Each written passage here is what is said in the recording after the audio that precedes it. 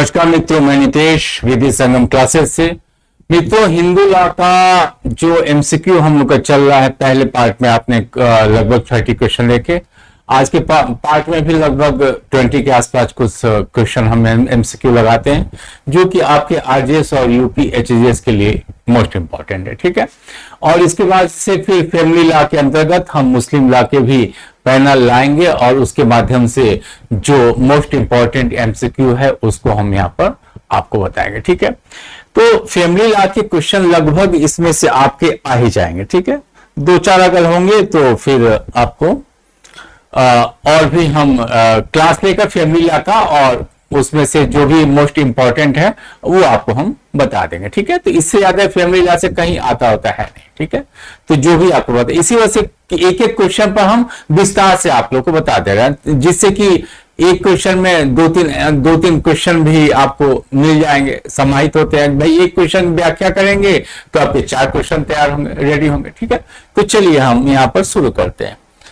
तो ये आपका पहला क्वेश्चन है। पहला क्वेश्चन आपके स्क्रीन पर देखिए क्या है लिखा है। हिंदू लॉ इज, या हिंदू विधि है, ये एक सिविल विधि है या पर्सनल लॉ है या कॉन्स्टिट्यूशनल लॉ है या ये एक क्रिमिनल लॉ है। ठीक है, तो हिंदू विधि हो, मुस्लिम विधि हो या यहूदी विधि हो या पारसी विधि हो या ईसाई विधि हो। ठीक है, तो ये जितने, या फिर ईसाई विधि को हम लोग क्रिश्चियन लॉ भी कहते हैं, जो कि बिहार एचजीएस में सिलेबस में है। ठीक है, क्रिश्चियन लॉ बिहार एचजीएस के सिलेबस में है। तो इस प्रकार जो ये लॉ होते हैं ये आपके पर्सनल लॉ के अंतर्गत आते हैं। ठीक है, व्यक्तिक विधि के अंतर्गत आते हैं। व्यक्तिक विधि ऐसी विधि को कहते हैं कि उस धर्म को मानने वाला, जैसे कि अगर हम व्यक्तिक विधि हिंदू धर्म की बात करें तो जो भी आपके हिंदू होंगे, ठीक है, जो भी आपके हिंदू होंगे वो कहीं भी विश्व के किसी भी कोने में रहेंगे, याद रखिएगा, चाहे वो भारत में रहे चाहे विश्व के किसी भी कोने में वो अगर रहते हैं, और अगर हिंदू विधि का जो भी विषय है, चाहे वो सक्सेशन हो, चाहे वो मैरिज हो, चाहे वो एडॉप्शन हो, तो इस प्रकार जो भी आपके हिंदू विधि से संबंधित जो भी कानून बने हैं वो कानून उसके ऊपर लागू होगा। अमेरिका में रह रहा है तब भी लागू होगा, इंग्लैंड में रह रहा है तब, और भारत में है तो है ही। ठीक है, मतलब ये है कि पर्सनल लॉ का अर्थ ये है कि उसके व्यक्तित्व के साथ वो लॉ जहां जहां वो जाएगा वहां वहां कानून उसके साथ जाएगा। क्लियर है, तो ये एक व्यक्तिक विधि है। क्लियर है, इसके अलावा मित्रों कभी कभी क्वेश्चन आ जाए, अगर मान लीजिए किसी ने अच्छी तरह इसको बना दिया तो ये भी पूछ सकता है कि क्या ये व्यक्तिक विधि के साथ साथ ये आनुवंशिक विधि भी है। ठीक है, ये भी आपसे पूछा जा सकता है, भाई बनाने वाला कुछ भी बना सकता है, आनुवंशिक विधि। ठीक है, तो अगर हम देखें एक तरीके से तो हिंदू विधि पर्सनल लॉ तो है ही, साथ में ये आनुवंशिक विधि। आनुवंशिक विधि का अर्थ ये है कि अगर किसी कुल, किसी परिवार, किसी समाज या किसी स्थानीय क्षेत्र में अगर कोई रूढ़ियां या इस प्रकार की रीतियां, ठीक है, वो चली आ रही हैं, तो ये एक प्रकार का वो कानून का रूप ले लेती है। ठीक है, तो वो एक आनुवंशिक बन जाता है। जैसे कि आपके पिताजी के पिता ने किया, आपने किया, आपकी जो भी पीढ़ियां हैं उस कानून को, उस रीति को वो मानेगा, उस रूढ़ियों को मानेगा। ठीक है, तो एक प्रकार से ये व्यक्तिक विधि के साथ साथ क्या है, ये आनुवंशिक विधि है।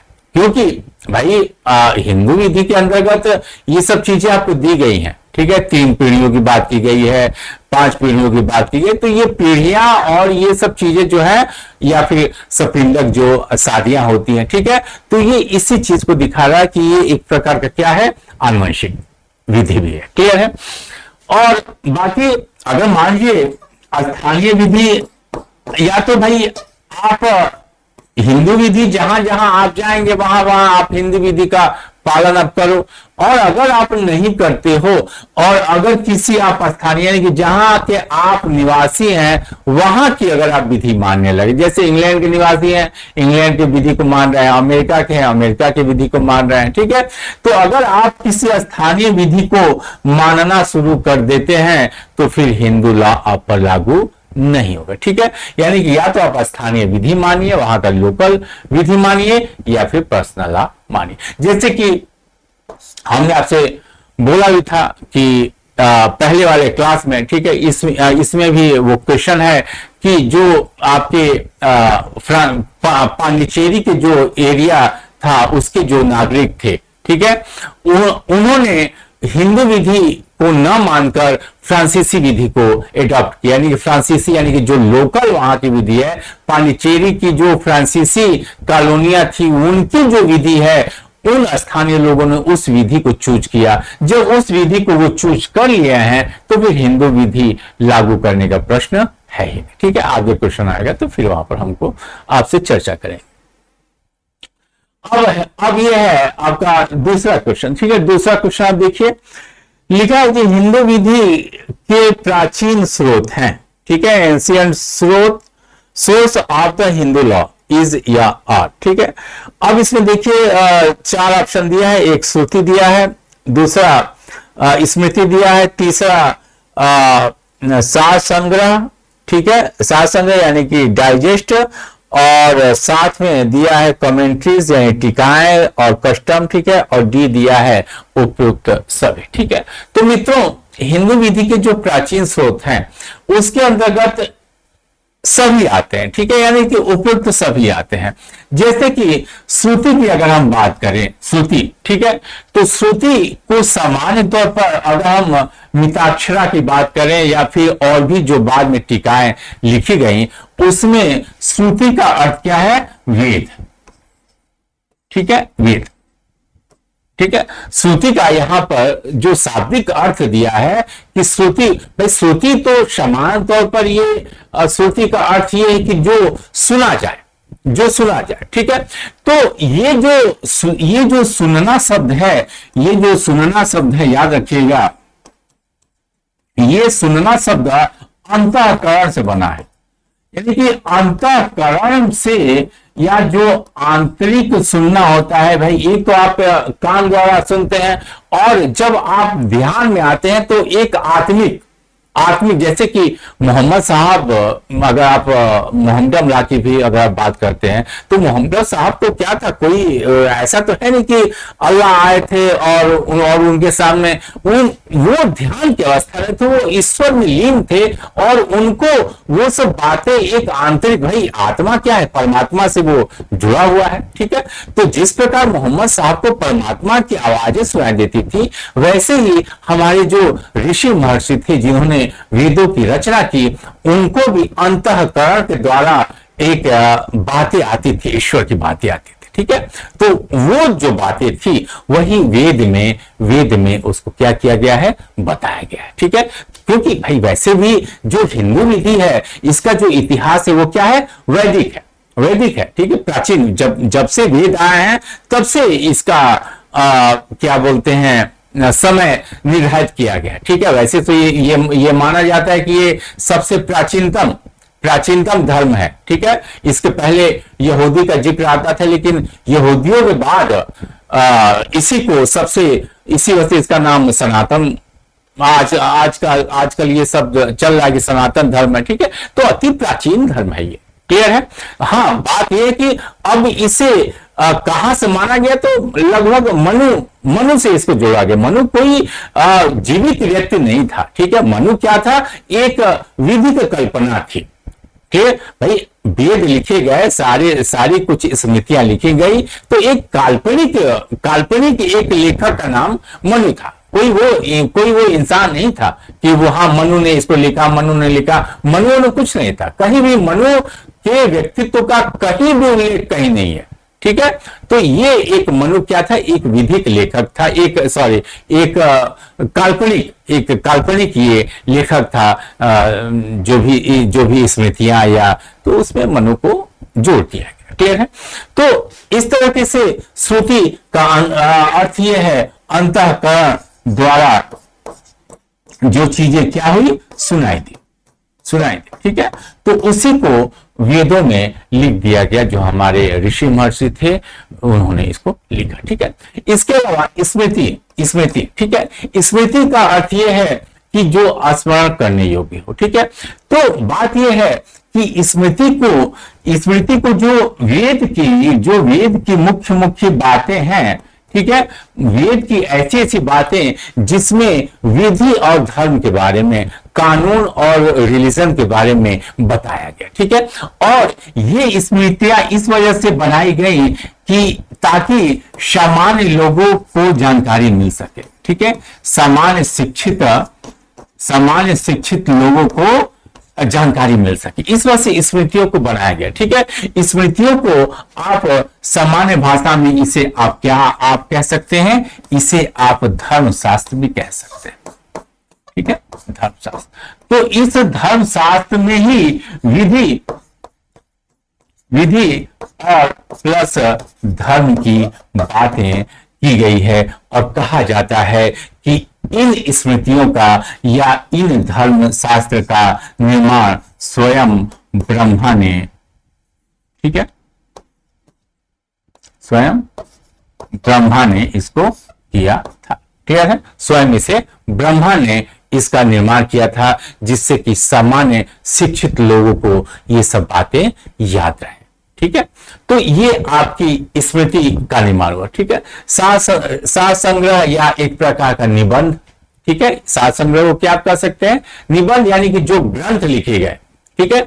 ये जो सार संग्रह मित्रों हैं, ये एक प्रकार का क्या था? ये एक प्रकार के ग्रंथ थे, ग्रंथ, या जिसे आप क्या कह सकते हैं? निबंध। ठीक है? तो ये भी आपके क्या थे? स्रोत थे। ये भी आपके स्रोत थे। ठीक है? ग्रंथ या निबंध में क्या रहता है? ये सार संग्रह का जो ग्राउंड था, इसका जो विषय था, वो क्या था? वो स्मृतियां ही थी। ठीक है? ये जो स्मृतियां थी, यही इसका टॉपिक था। ठीक है? तो स्मृतियों के ऊपर एक जो लिखा गया, कोई बातें उस सब्जेक्ट पर लिखा गया। ठीक है? तो इसके अलावा इसमें सबसे बड़ी विशेषता यह है कि इस ग्रंथ को जो भी जिन्होंने भी लिखा, उनके इसमें अपने विचार भी उन्होंने डाला। ठीक है? तो एक तो ये ग्रंथ स्मृतियों पर लिखा गया, और साथ में स्मृतियों के अलावा ये लेखक के अपने विचार भी इसमें डाले गए।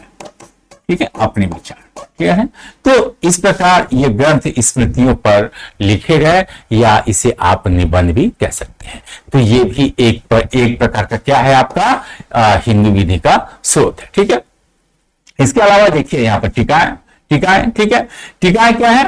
टीकाएं आपको, जैसे कि आप आधुनिक अगर समय में अगर आप बात करें, तो टीकाओं के अंतर्गत मित्रों जो भी ग्रंथ, चाहे वो धर्मशास्त्र हो या स्मृति हो या जो भी ये आपके निबंध हो, ठीक है, तो इनके वाक्यों को या वाक्यांश को या कोई शब्द हो, उसका अर्थ क्या है, उसका आशय क्या है। ठीक है? यानी कि अर्थ और आशय बताने वाले जो लेखक द्वारा लिखे गए, जो दस्तावेज लिखे गए, उसे ही क्या कहा गया? टीका है। ठीक है? जैसे कि टीकाओं के अंतर्गत आपका मिताक्षरा है। ठीक है? मिताक्षरा है जिसको विज्ञानेश्वर ने लिखा था। ठीक है? तो विज्ञानेश्वर की जो मिताक्षरा है, वो याज्ञवल्क्य स्मृति पर एक क्या है? टीका है। ठीक है? यानी कि मिताक्षरा को आप क्या कह सकते हैं? मिताक्षरा ये याज्ञवल्क्य, ठीक है, ये याज्ञवल्क्य पर एक क्या थी? एक टीका थी, कमेंट्री है, एक टीका है। क्लियर है? एक टीका है। ठीक है? और इस मिताक्षरा को किसने लिखा था? इसको लिखा था विज्ञानेश्वर। ठीक है, तो ये हिंदू विधि के ये स्रोत माने जाते हैं मिताक्षरा। क्लियर है। इसके अलावा मिताक्षरा को कभी कभी निबंध के रूप में भी माना जाता है, एक ग्रंथ के रूप में भी माना जाता है, क्योंकि इसमें विज्ञानेश्वर के कुछ अपने इसमें अपने विचार भी हैं। ठीक है, तो एक तो याज्ञवल्क्य स्मृति पर इन्होंने लिखा और साथ में इनके अपने विचार भी हैं, तो ये निबंध या ग्रंथ भी माने जाते हैं, या ये एक टीका भी या एक कमेंट्री भी इसको माना जाता है। क्लियर है। तो ये आपके स्रोत है।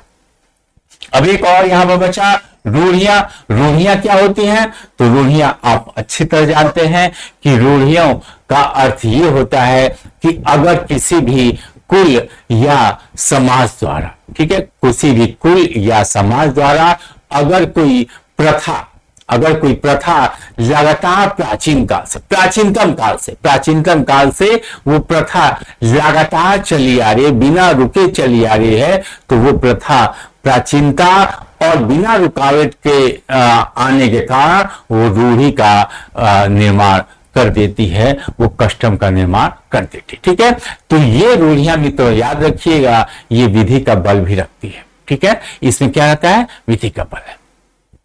और इस रूढ़ियों के संदर्भ में अगर हम जो भी, चाहे वो 1955 का अधिनियम हो, चाहे 1956 का अधिनियम जो भी आपके बने, ठीक है, उसके अंतर्गत स्पष्ट रूप से लिखा गया है कि अगर कोई भी रूढ़ी अधिनियम का उल्लंघन करती है, ठीक है, मान लीजिए कोई सब्जेक्ट है, चाहे वो हिंदू विधि हो, उत्तराधिकार हो, या माइनर जो भी आपके एक्ट है उसमें, ठीक है, तो सॉरी माइनर कह रहे हैं,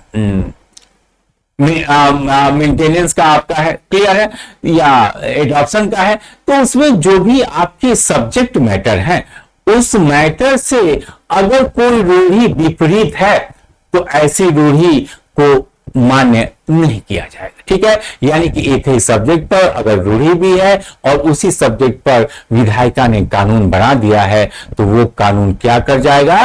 प्रिवेल कर जाएगा और उस रूढ़ी का महत्व नहीं रह जाएगा। लेकिन इसके बावजूद भी कई रूढ़ियों का महत्व भी रखा गया है, जैसे कि प्रतिसिद्ध नातेदारी में विवाह के लिए मना किया गया है, लेकिन अगर आपकी रूढ़ी है आप कर सकते हैं। सपिंडक विवाह मना किया गया है, लेकिन अगर आपकी रूढ़ियां ऐसी अलाउ करती हैं आप कर सकते हैं। 15 वर्ष से ऊपर के बच्चों का एडॉप्शन मना किया गया है, लेकिन अगर आपकी रूढ़ियां ऐसी करती हैं आप करिए, कोई दिक्कत नहीं है। ठीक है, इसी तरह कुछ रूढ़ियों को खुद अधिनियम के अंतर्गत क्या किया गया है? संरक्षित रखा गया, यानी कि वो रूढ़ियां एक नियम बन गई। ठीक है, एक वो कानून का रूप ले लिए। क्लियर? तो ये आपको रूढ़ियां, इसी वजह से रूढ़ियों को क्या माना जाता है? ये भी एक महत्वपूर्ण स्रोत है। ठीक है, इसके अलावा आप अच्छे तरह जानते हैं जो भी न्यायपालिका या सुप्रीम कोर्ट या हाई कोर्ट अगर कोई भी कानून की व्याख्या करते हैं, ठीक है, कानून की व्याख्या करते हैं केस के माध्यम से, तो वो भी आपका क्या बन जाएगा?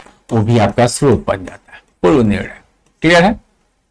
इसके अलावा अधिनियम तो आपके एक स्रोत है ही। ठीक है, तो ये सब कुछ आपके स्रोत में ही आता है, पूर्व निर्णय, अधिनियम। ठीक है, इसके अलावा साम्या या अंतःकरण। ठीक है, तो ये आपके जितने भी हैं साम्या या अंतःकरण, मतलब कि जैसे कि जो चांसरी कोर्ट होते थे इंग्लैंड में, ठीक है, मतलब कि कुल मिलाकर ये कि अगर सामान्य कानून में उसका उपचार नहीं है तो प्राकृतिक न्याय, साम्या क्या है? प्राकृतिक न्याय। तो प्राकृतिक या साम्या के आधार पर कोर्ट क्या करती है? निर्णय देती है, तो ये भी आपका स्रोत हो जाएगा। ठीक है, इसके अलावा ये आपका हो गया, हाँ, शिष्टाचार भी एक प्रकार का आपका स्रोत है। ठीक है, शिष्टाचार या सदाचार। ठीक है, शिष्टाचार या सदाचार भी हिंदू विधि का एक स्रोत माना जाता है, यानी कि जो भी आपके ऋषि महर्षि या जो भी आपके वेद लिखने वाले या वेदांग लिखने वाले जो भी ऋषि महर्षि थे, उनका जो आचरण था, ठीक है भाई, जैसे कि मोहम्मद साहब के आचरण को जो लोग माने उनकी भी कही गई बातें क्या है, मुस्लिम विधि का स्रोत है। इसी तरह हिंदुओं में भी है, हिंदुओं में भी बातें वही है, जितने भी धर्म बने हैं कुल मिलाकर उसका निचोड़ वही रहता है। वो ऐसे कहता, वो ऐसे कहता। अगर मूल निचोड़ देखा जाए, चाहे वो कोई भी दुनिया का धर्म हो, सबका मूल मंत्र एक ही रहता है, सबकी उत्पत्ति लगभग उसी से होती है, सब एक दूसरे का नकल कुल मिलाकर करते रहते हैं। ठीक है, तो इस वजह से सारा निचोड़ वही है। तो जिस प्रकार मोहम्मद साहब का जो भी उनका आचरण था वो बन जाता है क्या, स्रोत। इसी तरह यहां पर जो आपके वैदिक ऋषि थे, ठीक है, वेद श्रुति वाले, ठीक है, वैदिक ऋषियों का जो शिष्टाचार था, उनका जो सदाचार था, जिनका पालन लोगों ने किया, ठीक है, और ये पालन क्या बन गई, ये रूढ़ी बन गई। ठीक है, और रूढ़ी बनकर वो एक कानून का रूप ले लेता है। ठीक है, तो ये इस प्रकार के यहां पर स्रोत है। ठीक है, और एक स्रोत आपका यहां पर लिख देते हैं। ठीक है, एक स्रोत आपका ये भी है, शुद्धात्मा। ठीक है, यानी कि ऐसा कोई कार्य, ठीक है, ऐसा कोई कार्य यानी कि जिसको आपकी आत्मा मानती है कि ये सही है, ठीक है, वो भी आपका क्या है, एक प्रकार का स्रोत है। तो अगर किसी भी कार्य को करते वक्त आपकी आत्मा आपको लज्जित नहीं करती है, तो वो भी एक हिंदू विधि का स्रोत माना गया। तो ये कई प्रकार के स्रोत, ये इस पर काफी लंबा क्लास हो सकता है, लेकिन इसी वजह से इसको शॉर्ट में बताकर हम आगे बढ़े। ठीक है, चलिए नेक्स्ट हम देखते हैं। तो इसमें हमने लगाया ना, हाँ, तो ये उपयुक्त सभी, ठीक, ऑल ऑफ दिस। अब देखिए अगला क्वेश्चन, आप देखिए क्या है। अगला क्वेश्चन ये है कि हिंदू विवाह अधिनियम 1955 की धारा 5 क्लास 1 के अंतर्गत उपबंधित है। ठीक है, तो इसमें लिखा गया है एक विवाह, दो विवाह, बहुपतित्व। ठीक है, तो सेक्शन किसका वो यहां पर किया गया है, सेक्शन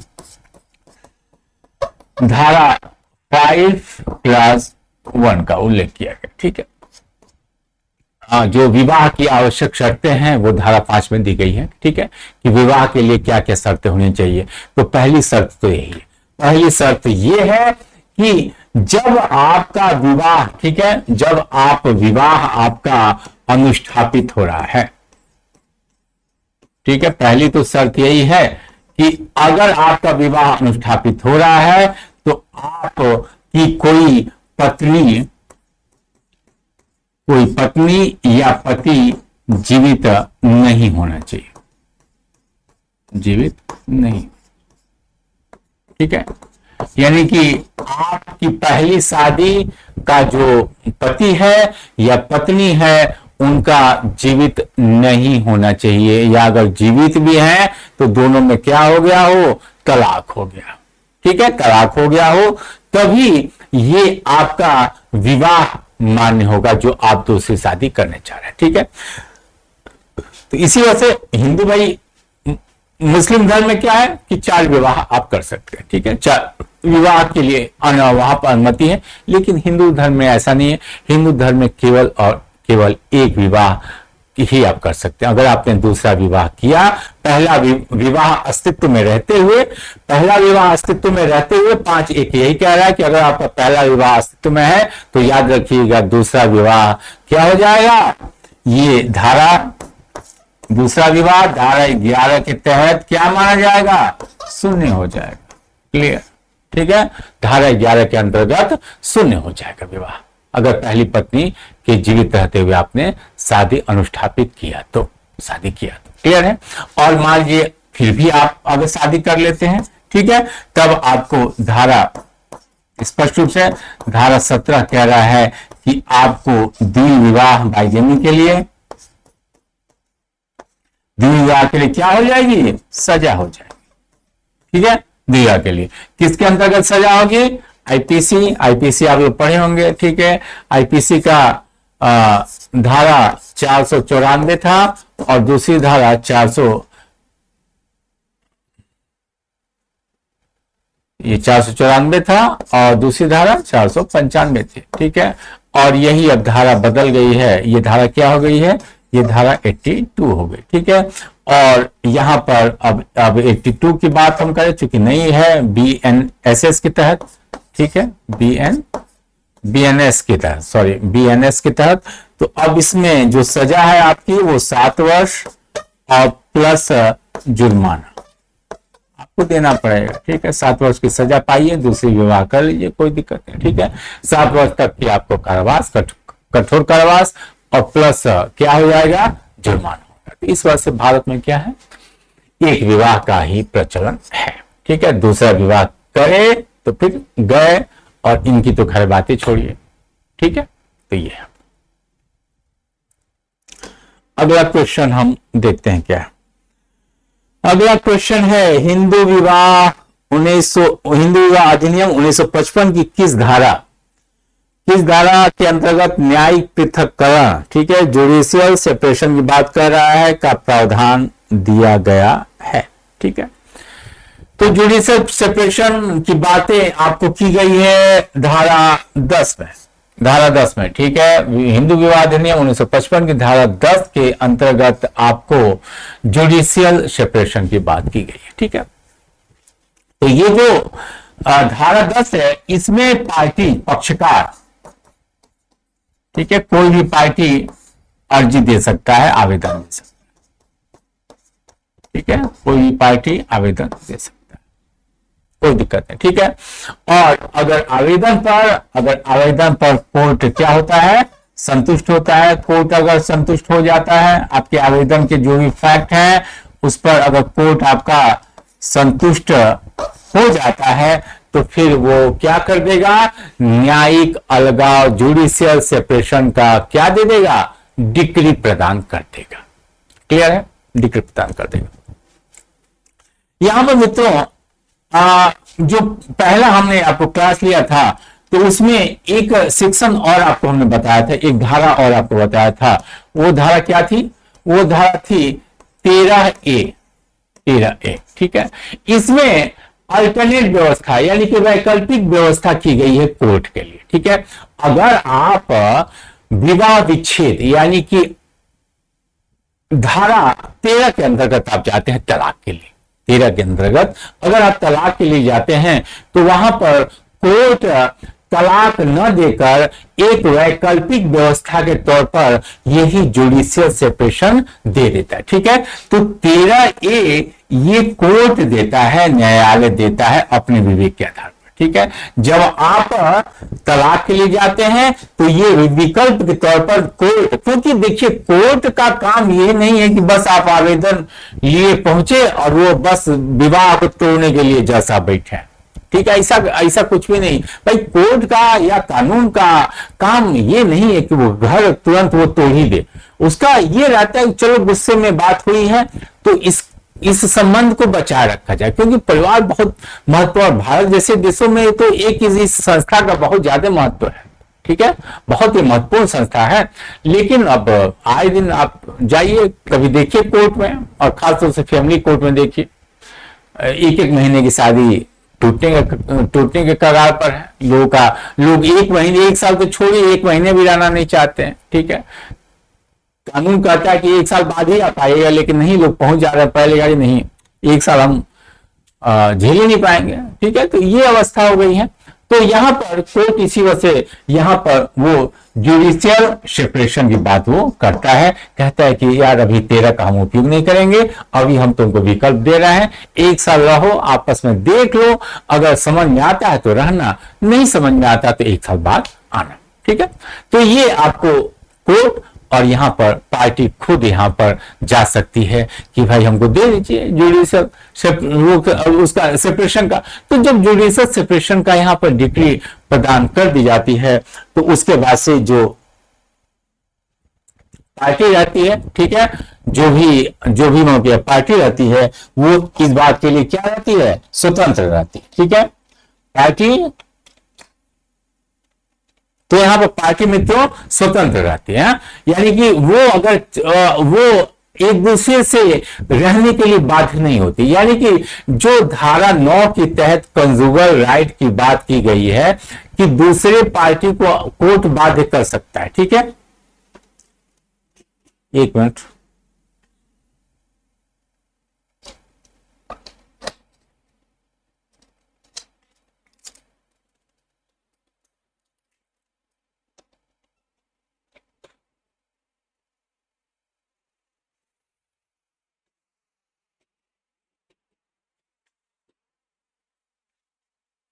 चले जाने। हाँ, तो दूसरी पार्टी को कोर्ट बाध्य कर सकती है अगर वो बिना उचित कारण के एक दूसरे से अलग रहे हैं। ठीक है, लेकिन जब आपको जुडिशियल सेपरेशन दे दिया जाएगा तो फिर आप बाध्य नहीं हैं, बाध्य नहीं है साथ रहने के लिए। ठीक है, आप स्वतंत्र हैं कि आप अलग रहिए, लेकिन एक मेल मिलाप की क्या रहती है, एक यहां पर आपको चांस रहता है। यानी कि पार्टियों में धारा 10 के तहत या इसके 11(1) के तहत, ठीक है, दोनों स्थिति में पार्टी को क्या रहता है, मेल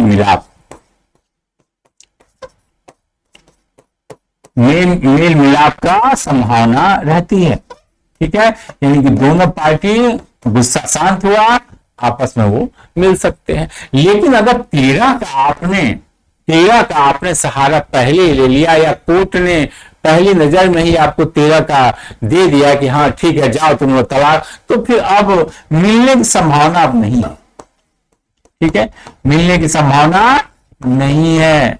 अगर दोनों पार्टी का गुस्सा शांत भी हो गया, अब क्या तलाक हो गया, अब अधिक से अधिक आप फिर से आपको शादी करना पड़ेगा उसी पार्टी से। ठीक है, फिर से आप विवाह करेंगे तभी कानूनन तौर पर आप रह सकते हैं। फिर से आपको विवाह करेंगे अगर आपने 13 का सहारा ले लिया है तो। ठीक है, तो ये दोनों में अंतर है। तो इस वजह से ये धारा 10 में ये जुडिशियल सेपरेशन को बताया गया। क्लियर है? नेक्स्ट देखिए क्या है, हिंदू विवाह अधिनियम 1955 की धारा 16 के अपत्यों की धर्मजता से संबंधित है। ठीक है, इसमें लेजिटिमेसी की बात की गई है, किसके, चिल्ड्रेन की। और किस चिल्ड्रेन की बात की गई है, यस 16 के अंतर्गत ऐसे चिल्ड्रेन की बात की गई है जो चिल्ड्रेन या तो वाइड जो मैरिज रहते हैं उससे उत्पन्न हुए हों या तो वाइडेबल मैरिज से उत्पन्न हुए हों। ठीक है, आप जानते हैं वाइड के बारे में कौन सी धारा है, धारा 11 में बताया गया है। ठीक है, धारा 11 में। और जो वाइडेबल है उसके लिए कौन सी धारा बताई गई है, धारा 12। ठीक है, यानी कि ऐसी विवाह जो कि प्रारंभतः शून्य है, धारा 11। ऐसी विवाह जिसे पार्टी के विकल्प पर शून्य कराया जा सकता है, यानी कि वो क्या है, वाइडेबल। पार्टी को विकल्प दे दिया गया कि हाँ ठीक है आप अगर चाहें तो हम इस विवाह को क्या कर सकते हैं, शून्य कर सकते हैं। ठीक है, तो शून्य यहां पर हो जाएगा, कोई भी इसमें इशू नहीं है। क्लियर है? तो ये तो ऐसे पत्तियों के बारे में, यानी कि शून्य और शून्यकरण, यानी कि विवाह मान लीजिए टूट भी जाए और कोई दोनों के बीच कोई अगर बेबी आ जाए, बच्चा आ जाए, तो बच्चे की कोई गलती है नहीं। क्लियर है? तो उस बच्चे को क्या माना जाएगा, धर्मज संतान, लेजिटिमेट वो चाइल्ड होगा और उसका सक्सेशन पर राइट हो जाएगा। ठीक है, उसका सक्सेशन पर राइट हो जाएगा, यानी कि उत्तराधिकार या जो भी आप वसीयत अगर लिखी गई है तो ऐसे चाइल्ड को उस पर अधिकार प्राप्त हो जाएगा, पिता या माता दोनों की प्रॉपर्टी में। क्लियर है? अब देखते हैं एक हिंदू विवाह किसके रूढ़िगत आचारों और संस्कारों के अनुरूप अनुष्ठापित किया जा सकता है। ठीक है, ये बल्कि ये कह रहा है कि जो भी विवाह होते हैं वो खासतौर से ये धारा किसकी बात कर रहा है, ये सेक्शन 7 की बात कर रहा है, धारा 7 की बात कर रहा है। ठीक है, धारा 7 में स्पष्ट रूप से लिखा गया है कि जो विवाह होते हैं, ठीक है, जो विवाह होते हैं, जो विवाह का अनुष्ठापन होता है, ठीक है, तो उस विवाह का अनुष्ठापन या उस विवाह को करने का जो रीति रिवाज है या जो कर्मकांड है, ठीक है, जो उसके कर्मकांड हैं वो प्रेस्क्राइब नहीं किया गया है, यानी कि प्रेस्क्राइब हिंदू विधि नहीं करता है कि आप इसी तरीके से आप विवाह संपन्न कराइए, इसी तरीके से धार्मिक क्रिया कीजिए, ऐसा कोई हिंदू विधि आपको प्रेस्क्राइब नहीं करता। लेकिन वो जरूर ये उसमें लिखा गया है धारा 7 में कि जो दोनों पार्टी है, वर और वधु, दोनों पार्टी में से किसी भी पार्टी की जो रिचुअल्स होते हैं, जो उनके सेरेमनीज होते हैं, उसका पालन किया जा सकता है। ठीक है, तो किसी भी पार्टी के कर्मकांड और उनके रीतियों को अपनाया जा सकता है, और साथ में अगर उन रीतियों में सप्तपदी है तो उसका भी पालन किया जाना अति अनिवार्य। यहां पर अभी आपको कॉन्सेप्ट बता दें कि 2 क्वेश्चन आता है, एक तो सप्तपदी का कि क्या सप्तपदी अनिवार्य है, यस, आप यस पर मारिएगा। क्या दत्तक होम जो एडॉप्शन में होता है, ठीक है, क्या दत्तक होम का किया जाना अनिवार्य है, नो, ठीक है, दत्तक होम का किया जाना अनिवार्य नहीं है, लेकिन सप्तपदी का किया जाना क्या है मित्रों, अनिवार्य है। ठीक है, तो ये आपका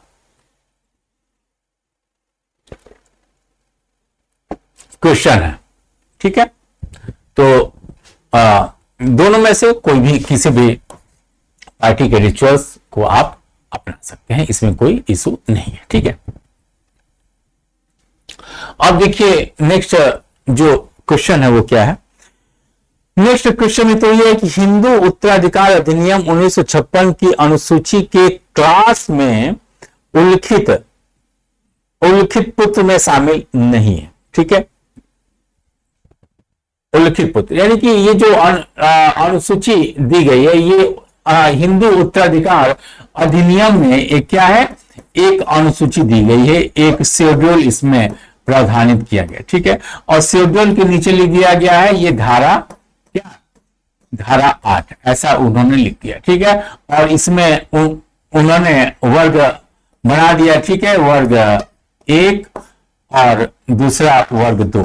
ठीक है, इस प्रकार उन्होंने तो वर्ग 1 के अंतर्गत कई उन्होंने पुत्र, विधवा, माता, इस प्रकार कई दिया गया। ठीक है, और अगर वर्ग 1 के उत्तराधिकारी नहीं है तो वर्ग 2 के जो भी उसमें लिस्ट दी गई है, ठीक है, वो क्या हो जाएगा, लागू हो जाएगा। तो यहीं पर अनुसूची 8 में एक स्पष्टीकरण दिया गया है, उसको आप ध्यान से देखिएगा। ठीक है, स्पष्टीकरण में स्पष्ट रूप से लिखा गया है कि ये जो धारा 8 है, इसमें धारा 8 क्या है, क्योंकि पुरुष से संबंधित, ठीक है, कि जो पुरुष की प्रॉपर्टी है उससे ये धारा 8 बिलोंग करता है। ठीक है, तो इस स्पष्टीकरण में लिखा गया है कि पुत्र या पुत्री में, ठीक है, पुत्र या पुत्री में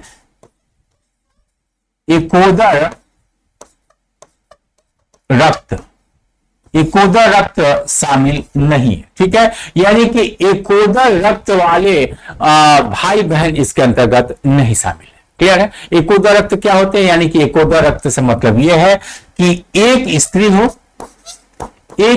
हो और उसके 2 क्या हो, हस्बैंड 1 और हस्बैंड 2। ठीक है, तो इनके द्वारा जो संतानें होंगी, इनके द्वारा जो संतान होगी, ये संतान 1 और ये संतान 2। ठीक है, संतान 2। ठीक है, तो ये संतान और ये संतान का जो संबंध होगा वो क्या होगा, एकोदर रक्त। ठीक है, या इसे इंग्लिश में कहते हैं यूटेरिन। ठीक है, यूटेरिन ब्लड, यूटेरिन ब्लड। क्लियर है, यूटेरिन ब्लड, एकोदर रक्त। ठीक है, तो अगर इस प्रकार का कोई भी संबंध है तो वो स्पष्टीकरण साफ है, उसमें पुत्र और पुत्री शामिल नहीं है। ठीक है, तो इसमें 4 ऑप्शन है, दत्तक तो शामिल है ही। क्लियर है, सौतेला पुत्र का अर्थ यह है कि जैसे कि अगर किसी पुरुष और स्त्री ने शादी किया, ठीक है, तो एक ऐसा बच्चा है जो कि उनके विवाह से विवाह से उनका संबंध बना, जैसे कि मान लीजिए पुरुष का ही कोई पहले से औलाद है या स्त्री का औलाद है, ठीक है, तब स्त्री का औलाद अगर पहले से है और फिर इन दोनों में क्या हुआ, शादी हो गई, तो फिर वो विवाह से वो संबंध बना, यानी कि वो सौतेला पुत्र कहा जाएगा। अगर पुरुष का पहले से पुत्र है या पुत्री है और फिर उसने दूसरी शादी की क्योंकि पहली पत्नी मर गई, तो दूसरी पत्नी उन बच्चों की क्या होगी, सौतेली माँ होगी, और माँ के लिए वो सब बच्चे क्या हो जाएंगे, सौतेले, ठीक है। इसी तरह अगर स्त्री के पहले से बच्चे हैं और उस स्त्री ने किसी पुरुष से शादी किया, तो उस स्त्री के बच्चे उस पुरुष के क्या हो जाएंगे, सौतेले बच्चे हो जाए, ठीक है। तो ये अर्ध रक्त में, यानी कि हाफ ब्लड में ये रिश्ता आता है, ठीक है। तो अब याद रखिएगा, सौतेला पुत्र या सौतेली पुत्री का दावा तभी होगा जब मूल, यानी कि जो फुल ब्लड वाले, जो वास्तविक रक्त वाले जो बच्चे हैं, जो आपके वास्तविक बच्चे, भाई स्त्री और पुरुष के मिलन से जो बच्चे पैदा होंगे वही क्या होंगे, फुल ब्लड वाले बच्चे होंगे, क्लियर है। तो वो फुल ब्लड इसको क्या कर सकता है, इस पर अभिभावी होगा, प्रिवेल कर जाएगा। लेकिन अगर फुल ब्लड नहीं है तो याद रखिएगा ये स्टेप्सन वो दावा कर देगा उस पर, क्लियर है। अगर फुल ब्लड है तब तो इनका दावा नहीं चलेगा, लेकिन अगर फुल ब्लड नहीं है तो फिर ये हाफ ब्लड का दावा वहां पर चल जाएगा, ठीक है, उत्तराधिकार। इसी तरह अधर्मज पुत्र, पहले ये तो कई बार हमने आपको बताया, इसके पहले वाले क्वेश्चन में बताया कि धर्मज अधर्मज पुत्र का कोई मतलब है नहीं, ठीक है।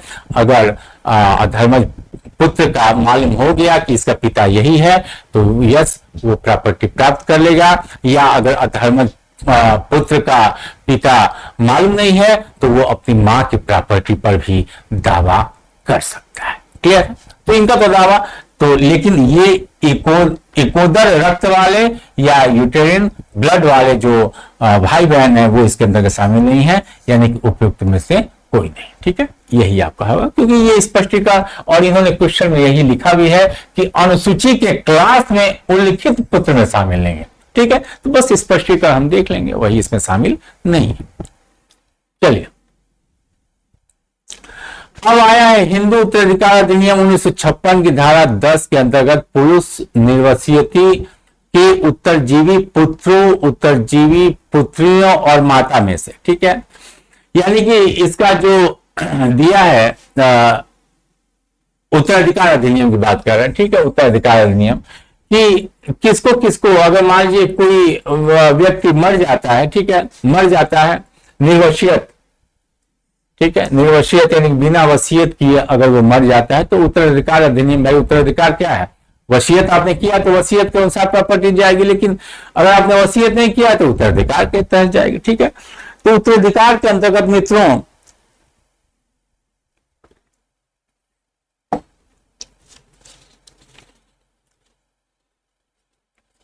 उत्तराधिकार की अगर हम बात करते हैं तो इसमें 3-4 पॉइंट है, क्लियर है। पहला पॉइंट यह है कि अगर उसने कोई विधवा छोड़ा है, अगर उसने किसी विधवा को छोड़ा है, ठीक है, या उसके पास कई पत्नियां थी, कई विधवाओं को छोड़ा है, ठीक है, कई विधवाओं को, तो याद रखना इस विधवा को एक अंश मिलेगा, ठीक है, या इसी एक अंश में ये सब भी शामिल होंगे, क्लियर है। यानी कि सिर्फ एक अंश इनको मिलेगा प्रॉपर्टी का, जो भी जितने भी वर्ग ए के उत्तराधिकारी हैं उसमें से एक अंश इस विधवा को, या उसी एक अंश में से अगर कई विधवाएं हैं तो उसी एक अंश में से बराबर सबको बांट दिया जाएगा, सारी विधवाओं को बांट, एक ही अंश में से लेकिन बांटा जाएगा, ठीक है। दूसरा दिया है कि अगर उसकी कोई माता है तो माता को एक अंश मिलेगा, याद रखिएगा, ठीक है। पुत्र है तो पुत्र को एक अंश मिलेगा, और पुत्री है तो पुत्री को एक अंश, ठीक है, सबको बराबर। विधवा को एक या कई विधवाओं को एक में से ही मिलेगा, माता को एक अंश, ठीक है, पुत्र को एक अंश और पुत्री को एक अंश, सबको बराबर यहां पर मिल रहा है, ठीक है। किसी को ज्यादा और किसी को कम नहीं। क्लियर है? इसको भी एक अंश मिल जाएगा। ठीक है, तो ये आपका इसमें, तो यही इसमें लिखा है कि प्रत्येक इसमें क्या, इसके उत्तरजीवी एक पुत्र है, उत्तरजीवी पुत्रियां हैं और माता है। ठीक है, तो सबको एक एक अंश मिलेगा। तो इसमें पहला क्या है, सभी को निर्वसित एक अंश नहीं, सभी को नहीं मिलेगा बल्कि प्रत्येक को मिलेगा। ठीक है, प्रत्येक को निर्वसित संपत्ति का एक अंश मिलेगा। Each cell take one share. ठीक है, बराबर बराबर सबको मिलेगा। ठीक है, लेकिन मान लीजिए ये पुत्र चला गया, तो पुत्र ये जो एक अंश है ये अगली पीढ़ी में क्या हो जाएगी, ट्रांसफर हो जाएगी। मान लीजिए इनके अगली पीढ़ी में इस जो पुत्र मर गया है, इसके 5 पुत्र हैं, 5 पुत्र है और प्लस विधवा भी है इनकी। ठीक है, तो याद रखना इस बात को कि ये पुत्र का जो एक अंश मिला, यही एक अंश आगे जाएगा। ठीक है, ऐसा नहीं कि अब इनको भी अलग अलग से नहीं दिया जाएगा, इसी एक अंश में से 5 और 1 6 हिस्सा हो जाएगा। ठीक है, तो ये एक अंश, ये इसी तरह पुत्री के मामले में ही है, ये एक अंश आगे बढ़ जाएगा। क्लियर है? और माता तो एक अंश इसको पूरा मिलेगा ही मिलेगा। ठीक है, तो ये पुत्र, अगर ये पुत्र मर गया है तो इसकी जो अगली पीढ़ी है जिसमें 5 पुत्र और एक विधवा छोड़ गया है, तो इसी एक अंश में से इसका 1/6 सबको दे दिया जाएगा। ठीक है, तो ये उत्तराधिकार का जो रूल है वो आपको हमने बता दिया। ठीक है, ये आपको वही धारा 8 है, यहाँ पर सेक्शन 8 को यहाँ पर देख लिया जाएगा। ठीक है, अब देखिए हिंदू उत्तराधिकार अधिनियम 1956 की धारा 14 के अंतर्गत प्रावधान है कि हिंदू नारी के कब्जे वाली कोई भी संपत्ति, चाहे वह इस अधिनियम के पूर्व या पश्चात अर्जित की गई है, उसके द्वारा रखी जाएगी। ठीक है, 14 स्पष्ट रूप से धारा सेक्शन आपको 14 स्पष्ट रूप से स्त्री को क्या बना देती है, पूर्ण स्वामिनी, पूर्ण स्वामित्व इसको दे दी गई है। ठीक है, इसे पूर्ण स्वामित्व दे दिया गया। क्लियर? तो ये पूर्ण फुल ओनर के तहत ये संपत्ति को धारण कर देगी, चाहे वो संपत्ति कैसे भी, चाहे उसने दान द्वारा प्राप्त किया गया हो, चाहे वो वसीयत द्वारा वो संपत्ति प्राप्त उसने किया गया हो, या वरासत द्वारा, जिसे आप क्या कहते हैं, उत्तराधिकार। ठीक है, या वसीयत द्वारा, वरासत द्वारा, या उसने स्वयं के श्रम से किया गया हो। ठीक है, स्वयं के श्रम से उसने इकट्ठा किया गया हो, या उसने भरण पोषण, ठीक है, या उसके बकाया द्वारा प्राप्त किया हो, इससे कोई मतलब नहीं है। ठीक है, या उसने चिरभोग द्वारा उस पर कब्जा रखा हो, चिरभोग द्वारा स्वामित्व किया हो। ठीक है, तो ये को मिलाकर दान, वसीयत, वरासत, स्वयं के कमाई, चाहे जिस तरीके से स्त्री ने उस संपत्ति का स्वामित्व अर्जित किया हो, वो मान लीजिए वो क्या हो जाएगी, उसकी फुल ओनर हो जाएगी। अगर वो स्त्री मरती है तो वो प्रॉपर्टी स्त्री के अपने जो भी उसके उत्तराधिकारी होंगे, ठीक है, उनमें जाएगा। ठीक है, पहला जो उसके उत्तराधिकारी हैं वो उसके पुत्र और पुत्री होते हैं, पहला वर्ग। ठीक है, स्त्री का, उसके बाद ही वो पति या अन्य लोगों को जाएगा। तो ये जो संपत्ति है वो स्त्री के मरने के बाद वो संपत्ति उसके बच्चों में क्या हो गई, चली जाएगी। ठीक है, बच्चों में वो चली जाएगी। अब यहां पर एक बात और यहां पर देखते हैं कि मान लीजिए किसी दान छोड़िए, अगर मान लीजिए किसी वसीयत द्वारा, ठीक है, मान लीजिए अगर इसका थोड़ा सा प्रतिबंध यह है कि अगर वसीयत या दान द्वारा, ठीक है, या इसका मान लीजिए अपवाद, इसको आप मानिए। ठीक है, अपवाद एक यहां पर दिया है, अपवाद। ठीक है, अपवाद ये दिया है कि अगर वसीयत, दान या किसी कोर्ट के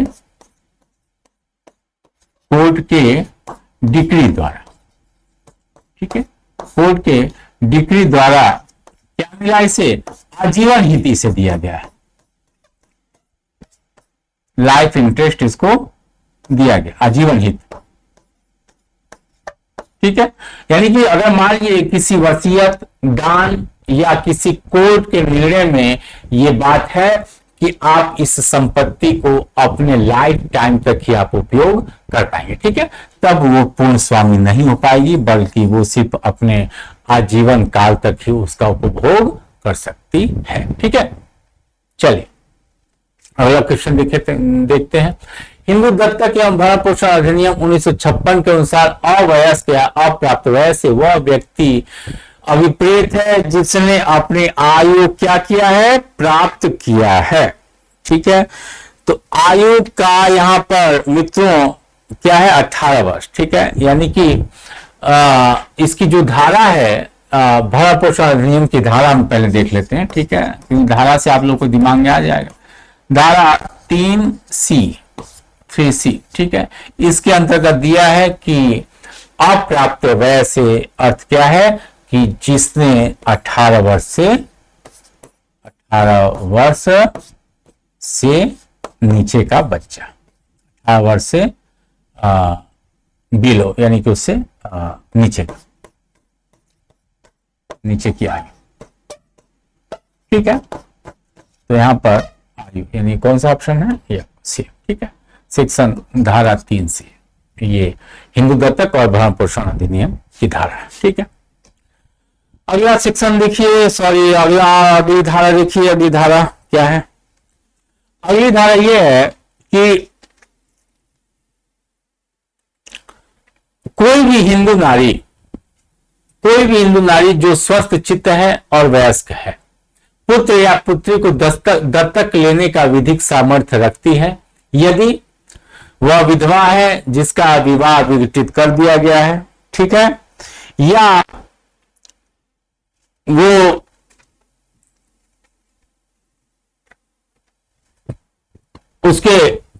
अविवाहित है, उसके पति ने पूर्ण या अंतिम रूप से संसार का त्याग कर दिया है, या उसका पति हिंदू नहीं रह गया, या उसके पति को किसी न्यायालय ने अस्वस्थ मस्तिष्क का घोषित कर दिया है, ठीक है। अब भाई पहले हिंदू नारी के लिए कुछ प्रतिबंध था, ठीक है, संशोधन हुआ, अब लिख दिया गया है सीधे कोई भी हिंदू नारी अविवाहित हो या न हो, विधवा हो या उसकी शादी हो चुकी हो, ठीक है, मतलब कि वो या तो शादीशुदा हो, विधवा हो, अविवाहित हो, इससे कोई फर्क पड़ता नहीं है, ठीक है। तो कोई भी स्त्री हो सकती है, यस, वो विधवा भी हो सकती है या वो तलाकशुदा भी हो सकती है, कोई स्थिति नहीं है, वो अविवाहित भी हो सकती है, ठीक है। लेकिन अगर वो स्त्री विवाहित है, याद रखिएगा, अगर वो स्त्री विवाहित है तो उसके पति की सहमति का होना क्या है, अनिवार्य, सहमति का होना अनिवार्य। अगर वो विवाहित है तो उसके पति का भी सहमति का होना अनिवार्य है। लेकिन अगर उसके पति ने पूर्ण या अंतिम रूप से संसार त्याग दिया है, कुंभ मेले में जाकर बैठ गया है, कोई दिक्कत नहीं है। उसका पति हिंदू नहीं रह गया है, दूसरा धर्म अपना लिया है, कोई दिक्कत नहीं है। या उसके पति को किसी न्यायालय ने अस्वस्थ मस्तिष्क घोषित कर दिया, यानी कि इसके कंसेंट का कोई मतलब नहीं रह गया, ये पागल है, क्लियर है। तो अब इस स्थिति में इस पति के सहमति का कोई मतलब नहीं रह जाएगा, यानी कि विवाहित रहने के बावजूद भी बिना पति के सहमति के भी वो एडॉप्शन कर सकती है, बशर्ते ये 3 स्टेज पति के मामले में लागू होता हो, ठीक है। तो यानी कि उपरोक्त सभी स्त्रियां, क्योंकि अब क्या है, कोई भी हिंदू नारी स्पष्ट रूप से लिख दिया गया, ठीक है। तो ये आपका क्वेश्चन 11, ठीक है, क्वेश्चन 11 में ये बातें आपको दी गई हैं, ठीक है। अब अगला जो क्वेश्चन है उसको हम लोग देख लेते हैं, ठीक है। और इसके अलावा इसमें वही सब बातें, और भी भाई ये सब बातें तो आपको कहां पर दिया गया है, ये धारा भी यहाँ पर लिख लीजिए, तो फिर आप कहेंगे सर धारा नहीं लिखा है, तो धारा 8 में, ठीक है। और बाकी वही सब चीजें कि अगर ये तो पुत्री को भी ले सकती है, पुत्री को तो ले कोई दिक्कत है नहीं, ठीक है। लेकिन अगर वो पुत्र को लेती है कोई पुत्र को लेती है तो वही सीमा रहती है क्या, 21 वर्ष। 21 वर्ष का अंतर दोनों के एज में होना चाहिए, ठीक है। 21 वर्ष छोटा होना चाहिए कम से कम, ठीक है। पुत्र के मामले में ऐसा कुछ एज का नहीं है, ठीक है, लेकिन पुत्र के मामले में है कि वो 21 वर्ष छोटा होना, ठीक है।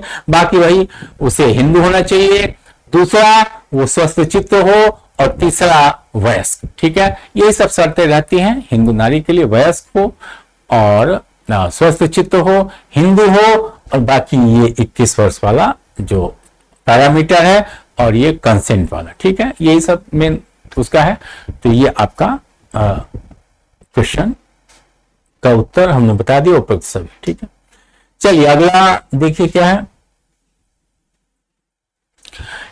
संयुक्त हिंदू परिवार का एक अवर यानी कनिष्ठ यानी जूनियर सदस्य उस परिवार का कर्ता क्या हो सकता है? हाँ, हो सकता है भाई। सामान्य तौर पर मित्रों, सामान्यतः बात करें हम तो जो संपत्ति होती है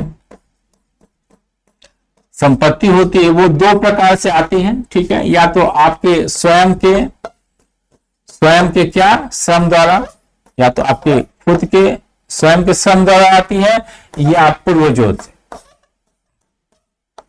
ठीक है, पूर्वजों से। क्लियर है? तो स्वयं के श्रम की बात है तो भाई वो आपकी प्रॉपर्टी, आप उसे नाली में फेंक दीजिए, कहीं भी कुएं में फेंक दीजिए, कोई दिक्कत नहीं, आपकी प्रॉपर्टी आग आप लगा दीजिए। लेकिन अगर ये पूर्वजों द्वारा आई है, ठीक है, जैसे कि मान लीजिए कोई प्रॉपर्टी आपके बाबा द्वारा आई है, आपके पिताजी कई भाई हैं, ठीक है, तो ऐसी प्रॉपर्टी क्या मानी जाती है? सहदायिक प्रॉपर्टी। अगर उसका बंटवारा नहीं हुआ है तो सहदायिक की प्रॉपर्टी आती है। तो होता क्या है कि जो ज्वाइंट प्रॉपर्टी होती है उसका जो मालिक होता है वो जनरली कौन होता है? वो या तो पिता होता है, ठीक है, पिता होता है, या आपके पितामह होते हैं, बाबा पितामह, ठीक है। तो पितामह, या अगर पितामह के भी अगर पिताजी जिंदा हैं तो वही सामान्यतः उसके क्या हो जाते हैं? कर्ता हो जाते हैं। यानी कि देख रेख करना, मैं कोई उसको उस प्रॉपर्टी का कहां किसको उसका भाई पहले ये सब चीजें थी, संयुक्त परिवार का एक था, ठीक है, कि वो प्रॉपर्टी चली आ रही है और उस पर सारे जो उसका जो मुख्य होता है पितामह, या मान लीजिए ये लोग नहीं है तो जो भी आपका ज्येष्ठ भ्राता जो रहता है, ठीक है, बड़ा भाई भाई पिता की बात तो इसी का महत्व होता है, बड़े भाई का। तो ज्येष्ठ भ्राता यही लोग कर्ता का कार्य करते थे, ठीक है। यानी कि प्रॉपर्टी की देखभाल करना, किसकी क्या जरूरतें हैं उसको देखना, सब कुछ करना, ठीक है। तो ये चीजें हो सकती है। लेकिन मान लीजिए ये लोग सक्षम नहीं है, ठीक है, सक्षम नहीं है, कम बुद्धिमान है, या इनसे चीजें बेहतर नहीं चल पा रही हैं, तो किसी भी व्यक्ति को, ठीक है, किसी भी व्यक्ति को, तो किसी को भी ऐसा बनाया जा सकता है। उसके अंतर्गत मझला, ठीक है, किसी को भी बनाया जा सकता है। यानी कि ज्येष्ठ अगर नहीं हो तो मझला भाई भी हो सकता है या छोटा भाई भी हो सकता है। ऐसा कहीं कुछ नहीं है कि इन्हीं का रहना अनिवार्य। भाई अगर ये लोग सक्षम नहीं है तो मझला या छोटा दोनों को बना सकता है। तो इसमें देख लीजिए परिवार के लेकिन हाँ, ये सहमति होनी चाहिए। सहमति भाई कम से कम, अब मान लीजिए छोटे को मुखिया बनाया जा रहा है तो सारे परिवार मिल बैठकर सहमत होंगे, हाँ ये चतुर चौहाट है, ठीक है, तभी से बनाया जाएगा। तो अगर सिर्फ परिवार के, हाँ, तो परिवार के सहदायी को जितने भी आपके सहदायिक हैं, ठीक है, जितने भी उस प्रॉपर्टी पर हिस्सेदार हैं, क्योंकि भाई अभी हिस्से का बंटवारा नहीं हुआ लेकिन अधिकार तो रखते ही हैं, ठीक है, संयुक्त स्वामित्व है, उस पर संयुक्त कब्जा भी है और संयुक्त स्वामी भी है, ठीक है। तो उन स्वामियों के सहमति के बिना वो नहीं हो सकता, ठीक है, तो ऐसा वो हो सकता है, ठीक है।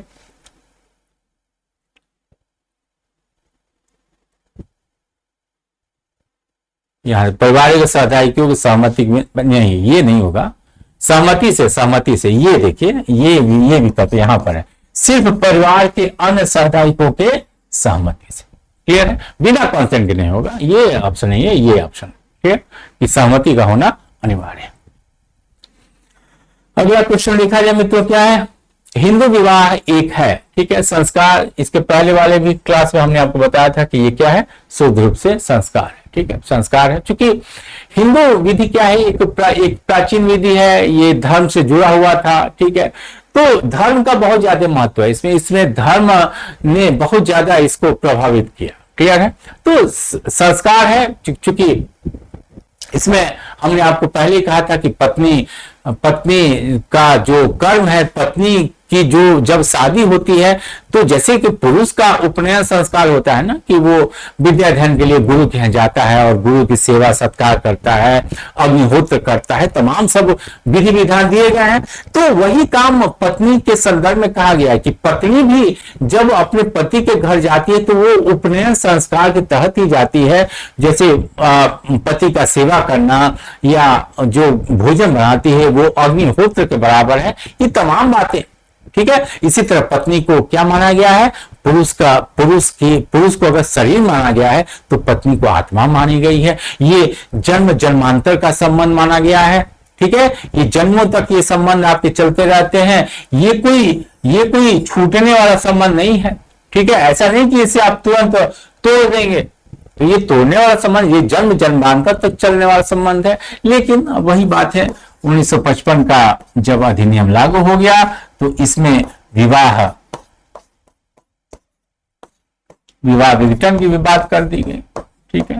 ये विवाह विघटन की बात, विवाह विघटन का अर्थ ये है कि अब ये जो इनका संस्कार या जो धार्मिक जो इनका थीम था कि ये जन्म जन्मांतर, तो अब जन्म जन्मांतर तक नहीं रह गया। और आजकल जो कोर्ट की दशा देख रही है, जन्म जन्मांतर जो छोड़ो, एक महीने सब एक दूसरे से रहने को तैयार नहीं, ठीक है।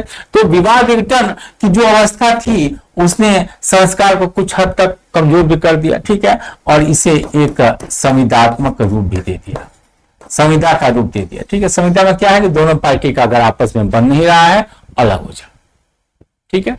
आपके कारण मेरे अधिकार प्रभावित हो रहा है, मेरे कारण आपके अधिकार प्रभावित हो रहा है, एक दूसरे से वही है। तो अगर नहीं पट रहा है, पत्ती नहीं खा रही है, अलग हो जाओ, तो ये संविदा का रूप आ गया, ठीक है।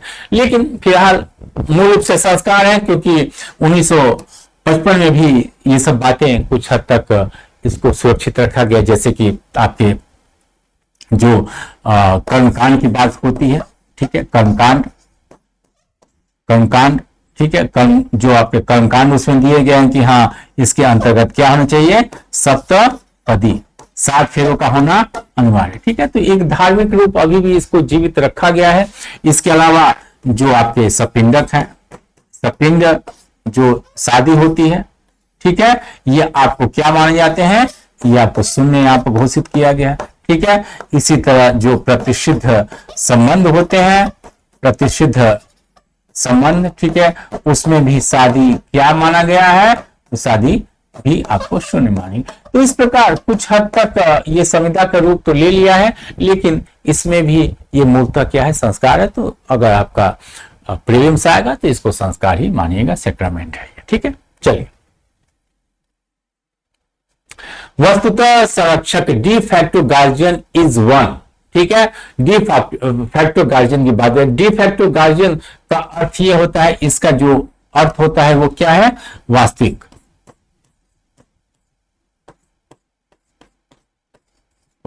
ठीक है, वास्तविक, या आप इसे क्या आप इसे कह सकते हैं, तथ्यता,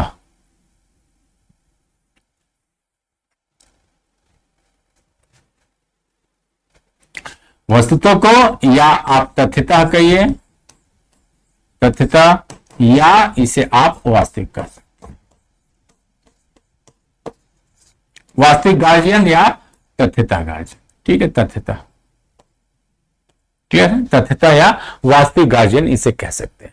तो तथ्यता या वास्तविक गार्जियन होता क्या है कि जो एक्चुअल में उस माइनर की प्रॉपर्टी का देखभाल करता है, ठीक है। एक्चुअली भाई तमाम सब चीजें होती हैं, जैसे कि मान लीजिए किसी के माँ बाप नहीं है, किसी का कुछ नहीं है, तो दूर का कोई रिश्तेदार आकर और आपकी प्रॉपर्टी का देखभाल करने लगता है, ठीक है।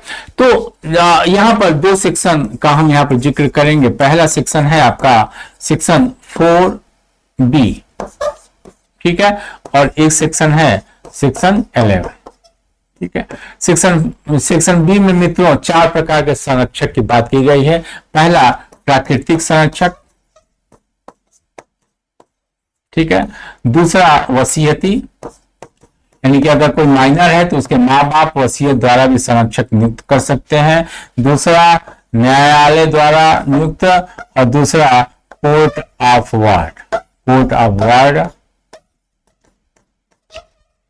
कोर्ट ऑफ वार्ड, ठीक है। तो ये 4 प्रकार के संरक्षक का जिक्र किया गया है और इस चारों प्रकार में से ये भाई साहब दिखाई नहीं दे रहे हैं, ठीक है। जो तथ्यता या जो वास्तविक, जो स्वयंभू अपने आप कह रहे हैं कि मैं इसका पुराना मामा हूं, पुराना चाचा हूं, जो कुंभ मेले में गायब हो गया था, मैं आ गया हूं, ठीक है, क्योंकि इस बच्चे के प्रॉपर्टी का देखभाल करने वाला कोई नहीं है, ठीक है। तो इस प्रकार के लालची धूर्त लोग समाज में हैं, ठीक है। तमाम फिल्में आप देखते रहते हैं, इस पर बनी हुई हैं।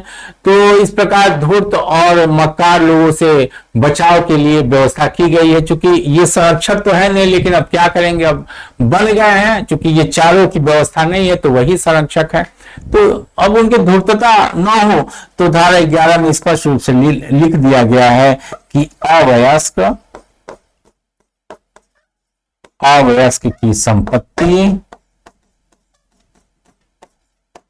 की संपत्ति का अंतरण, ये तथ्यतः या वास्तविक जब गार्जियन बने हैं ये अंतरण नहीं कर सकते, ठीक है। ये भाई साहब अंतरण नहीं कर सकते, क्लियर, ठीक है। ठीक है, आप बने हो मालिक का, लेकिन अब संपत्ति का आप कुछ अंतरण उसको ट्रांसफर, ऐसा नहीं धीरे से अपने नाम से ट्रांसफर कर लीजिए, ठीक है। तो ऐसा आप नहीं कर सकते। तो डिफैक्टो का अर्थ है कि जो संपत्ति पर कब्जा करता है और वो उसका प्रबंध करता है, ठीक है। क्योंकि विशिष्ट प्रयोजन हेतु नियुक्ति तो इनकी हुई नहीं है भाई साहब की, कहीं नहीं, कहीं आपको नियुक्ति दिखाई दे रही है 4 में नहीं नियुक्ति हुई है। विधिक संरक्षक यह है ही नहीं, क्योंकि यही लोग है विधिक संरक्षक, जो संपत्ति का कब्जा प्राप्त कर लेता है और उसका प्रबंध करता है, यही है भाई साहब, यही। और प्राकृतिक संरक्षक तो है नहीं, क्योंकि प्राकृतिक संरक्षक को 4B के अंतर्गत दे दिया, ठीक है। तो ये इनका हाल है भाई साहब का, ठीक है। तो आप लोग देख लीजिए। चलिए अगला क्वेश्चन देखा जाए। हिंदू अप्राप्त वयता और संरक्षकता अधिनियम 1956 लागू नहीं होता, ठीक है। Minority and guardianship act 1956 is not applicable to, ठीक है। एक पहला है किस पर, शेड्यूल ट्राइब, अनुसूचित जनजाति। दूसरा है जैन। तीसरा है केंद्र शासित प्रदेश पांडिचेरी के अवशेष, रेनुकेंट, ठीक है। इसको रेनुकेंट्स ऑफ पांडिचेरी। तो वही आपकी धारा याद आपको होगा इसका, हिंदू प्राप्त व्यय का, ठीक है। इसकी जो धारा है धारा 3(2) और दूसरी धारा आपकी है धारा 3(2)(a), क्लियर है। तो ये जो 2 धाराएं हम यहां पर देख लें। धारा 3A कह रहा है कि अनुसूचित जाति पर यानी कि शेड्यूल ट्राइब पर यह लागू नहीं होगा जब तक कि केंद्र सरकार अधिसूचना द्वारा ऐसा घोषित न करे, ठीक है। तो अनुसूचित जातियों के संदर्भ में जो आपको अनुसूचित जातियां कहां पर दी गई हैं, तो संविधान के छठी अनुसूची में इसको दिया गया, ठीक है। तो छठी अनुसूची में जो अनुसूचित जनजातियां हैं तो उन पर ये लागू नहीं होगा जब तक कि केंद्र सरकार ऐसा प्रोविजन न करे, क्लियर है। दूसरा जैन पर तो लागू होगा, क्योंकि हिंदू में क्या है, जैन सिख ये सब कुछ उसमें शामिल है, ठीक है। बौद्ध जैन सिख ये भी हिंदू ही माने जाते हैं, ठीक है। तो जैन पर तो लागू है। तीसरा देखा जाए केंद्र शासित प्रदेश पांडिचेरी के अवशेष, ठीक है। रेनोकेंट अभी आपसे जिक्र करा था। रेनोकेंट क्या थे, ये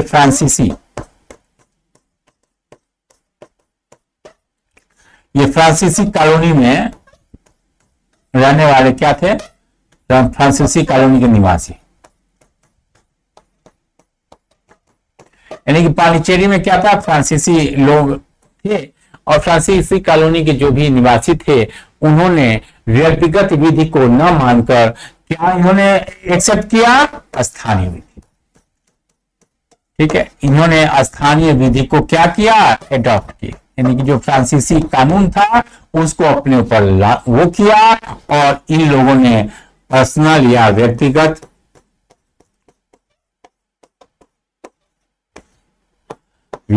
विधि को इन्होंने क्या किया, नहीं माना। ठीक है, ये स्थानीय विधि के वो लोग। क्लियर है, तो इन पर भी लागू नहीं, यानी कि ए और धारा 3 क्लास 2 ए और धारा 3 क्लास 2A ये सी। ठीक है, तो ये आपको दोनों पर, यानी कि ये ऑप्शन बी इसका सही है, ए और सी दोनों पर ये लागू होगा। क्लियर है। अब देखिए अगला जो क्वेश्चन है, यदि विवाह संपन्न होने के समय पत्नी का क्या पड़ता है, उन्मत्तता का दौरा पड़ता है। ठीक है, उन्मत्तता का दौरा पड़ता है तो उस स्थिति में विवाह की स्थिति क्या होगी।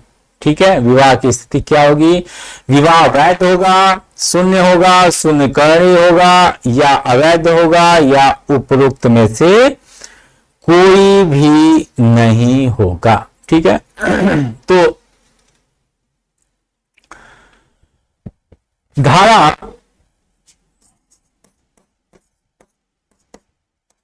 5(2) सॉरी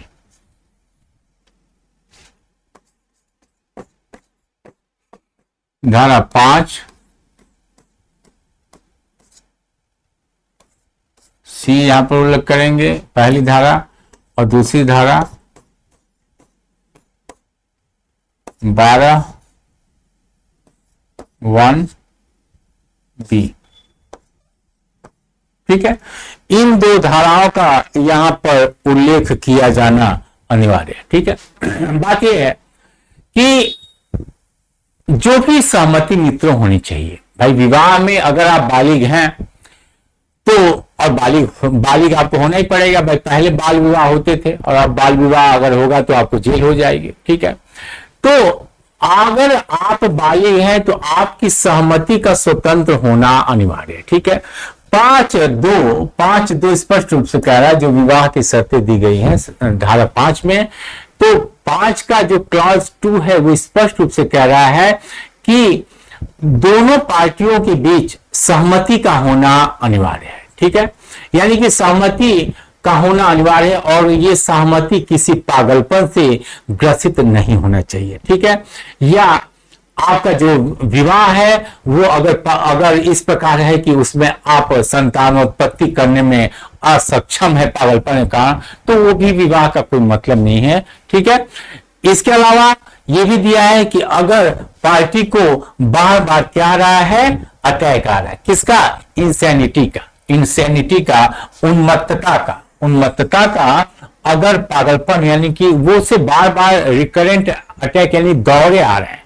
ठीक है, तो अगर इस प्रकार का उन्मत्तता का दौरा किसी भी स्त्री को विवाह के समय आ रहा है, यानी कि वो सहमति को देने में असक्षम है, वो उसको समझ नहीं पा रही अपने विवाह के प्रकृति को।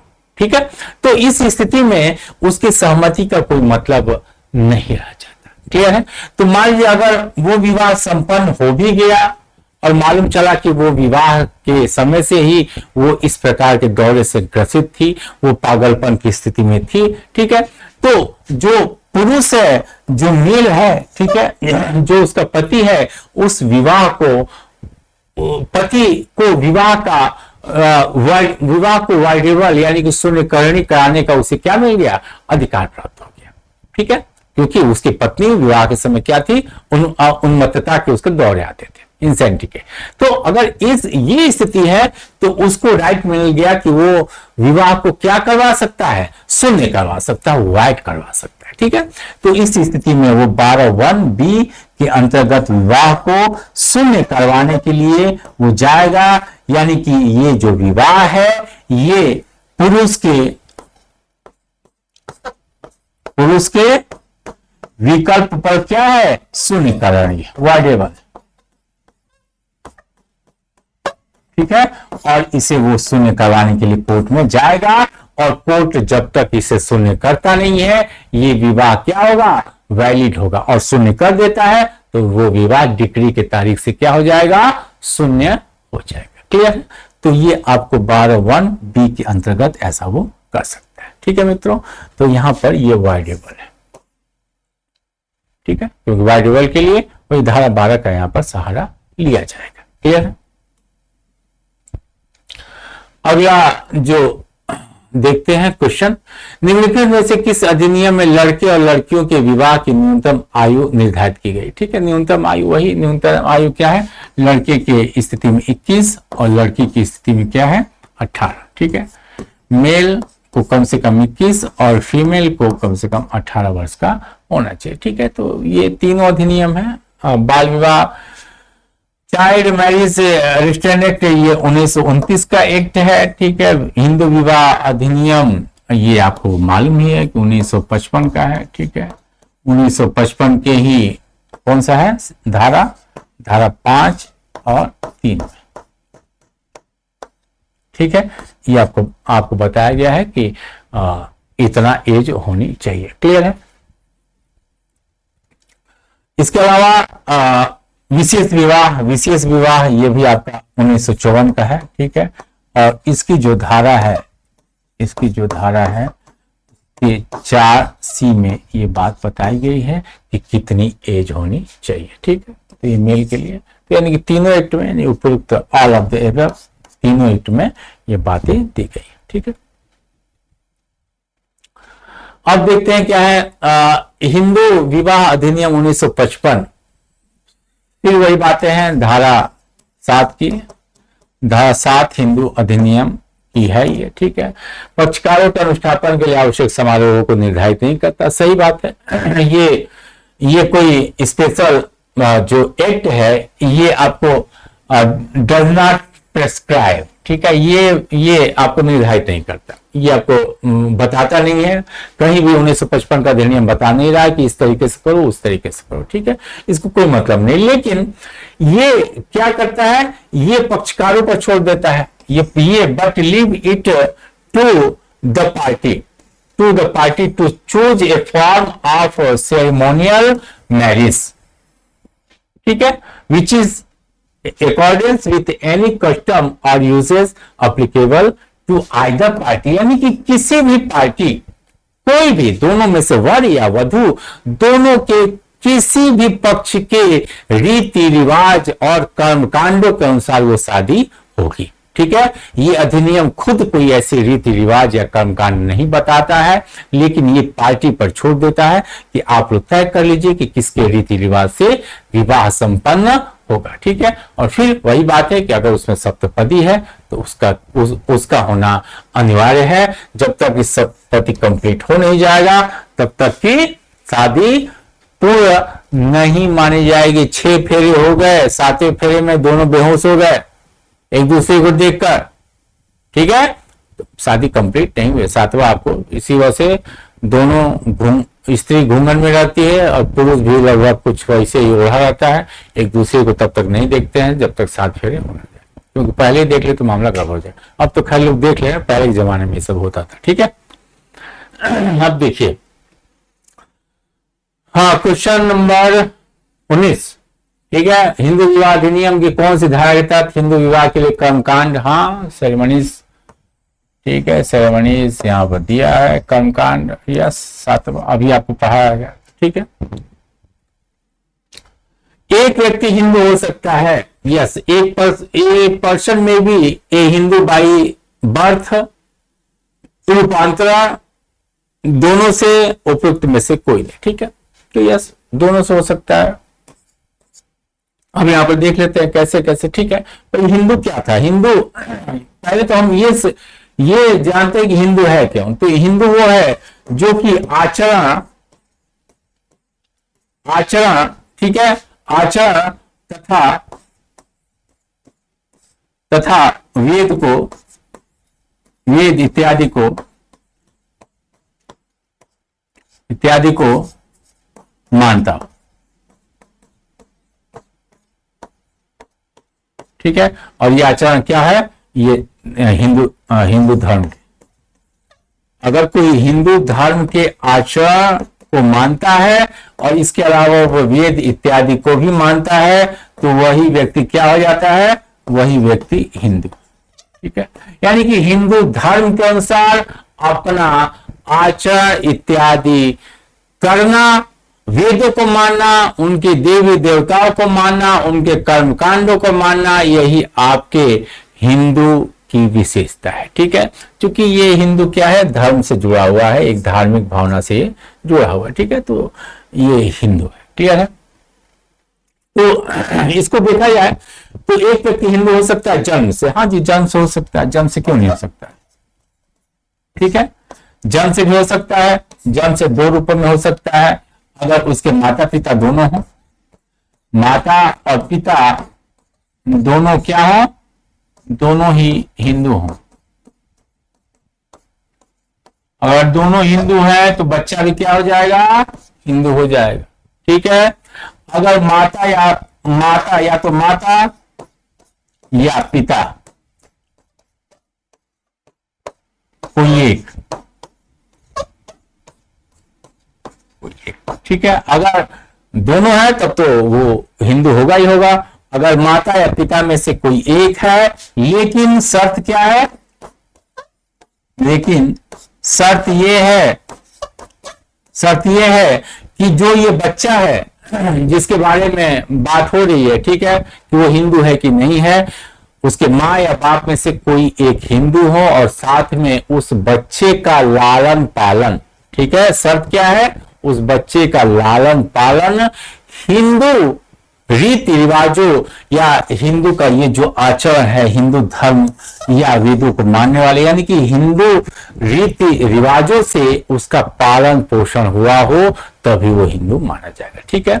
माँ या पिता अगर हिंदू है, लेकिन बच्चा तब हिंदू तभी होगा जब उसका लालन पालन हिंदू रीति रिवाजों से हुआ, ठीक है। दूसरा है रूपांतरण, हाँ जी क्यों नहीं, ठीक है। कोई अन्य धर्म का व्यक्ति, कोई अन्य धर्म का व्यक्ति क्या कर सकता है, धर्म परिवर्तन कर सकता है, ठीक है। किसी अन्य धर्म का व्यक्ति अगर हिंदू धर्म अपनाना चाहे अपना सकता है, ठीक है। और जब वो हिंदू धर्म अपना लेता है तो वो भी क्या कहलाता है, हिंदू धर्म, वो हिंदू कहलाता है, ठीक है। तो जन्म से भी हो सकता है और ये संपरिवर्तन द्वारा भी हो सकता है, ठीक है। और एक बात और है, विधि कल्पना द्वारा भी हो सकता है, ठीक है। तो ये पहला इसको मान लीजिए, दूसरा ये मान लीजिए और तीसरा यहां मान लीजिए, ठीक है। तीसरा एक विधि कल्पना द्वारा भी हो सकती है, क्यों नहीं हो सकती है। विधि कल्पना क्या होता है, विधि कल्पना का अर्थ है कि अगर किसी राज्य में, विधि कल्पना इसको हम यहाँ पर समझने के बाद, विधि कल्पना का अर्थ है कि अगर किसी राज्य क्षेत्र में, याद रखिएगा, ठीक है, अगर किसी राज्य क्षेत्र में जहां पर ये हिंदू विधि लागू है, अगर किसी राज्य क्षेत्र में हिंदू विधि लागू है और वहां का निवासी अगर वो मोहम्मदन नहीं है, ईसाई नहीं है, पारसी नहीं है, क्रिश्चियन नहीं है, ठीक है, ऐसा राज्य क्षेत्र जहां पर हिंदू विधि लागू है और वहां का निवासी अगर मोहम्मदन नहीं है, ईसाई नहीं है, क्रिश्चियन नहीं है, पारसी नहीं है, तो ये माना जाएगा कि उस पर हिंदू विधि लागू है, ठीक है। लेकिन अगर वो निवासी इस बात का दावा करता है कि हिंदू विधि के पहले ही वो किसी अन्य रूढ़ी और प्रथा से शासित है, तो वही रूढ़ी और प्रथा ही उस पर लागू होगा, हिंदू विधि लागू नहीं होगी, ठीक है। तो विधि कल्पना द्वारा भी हिंदू की कल्पना की जा सकती है, अगर हिंदू विधि का क्षेत्राधिकार वो है तो, ठीक है मित्रों। तो ये आपके 20 क्वेश्चन है और इसके बाद से मोहम्मदन लॉ के हम शुरू करेंगे और हिंदू विधि के और भी कुछ इंपॉर्टेंट आपके लिए हम ढूंढेंगे और उसका एक और पैनल बनाएंगे, ठीक है। तो इस तरीके से एमसीक्यू आप देखते रहिए और अधिक से अधिक लाभ उठाइए, ठीक है मित्रों। तो आशा है ये क्लास आपके लिए उपयोगी साबित होगी और आप इसे अधिक से अधिक देखेंगे, अन्य मित्रों को भी बताएंगे, उनको भी लाभ हो और हमको भी लाभ हो, ठीक है, अधिक से अधिक व्यूज मेरे आए, तो मुझे भी आनंद आएगा कि अधिक से अधिक बच्चे लाभ इसका उठा रहे हैं, ठीक है। तो चलिए फिर अगले क्लास में आपसे फिर से मुलाकात होती है। बहुत बहुत धन्यवाद।